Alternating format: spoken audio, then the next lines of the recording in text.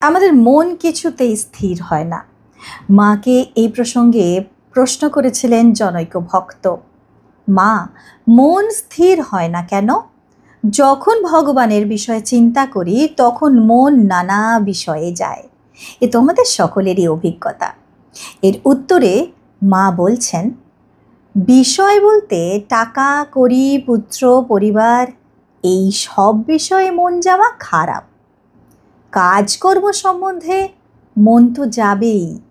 ধ্যান না হয় জপ করবে, জপাত সিদ্ধি। জপ করলেই সিদ্ধি লাভ করবে। ধ্যান হলো ভালো, না হয় জোর করে ধ্যান করবার দরকার নেই।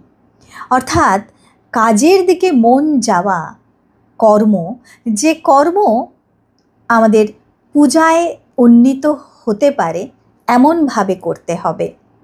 ওয়ার্ক অ্যান্ড ওয়ার্শিপ বলছেন, প্রথম থেকে এমনভাবে কাজ হয় যেন পূজা আলাদা, কর্ম আলাদা। Work and worship. তারপরে এমনভাবে আমাদের সেই কর্ম করতে হয় যেন ওয়ার্ক অ্যাজ ওয়ার্শিপ, পূজার মতো করে কাজ করার চেষ্টা, সেই নিষ্ঠা নিয়ে কাজ করার চেষ্টা।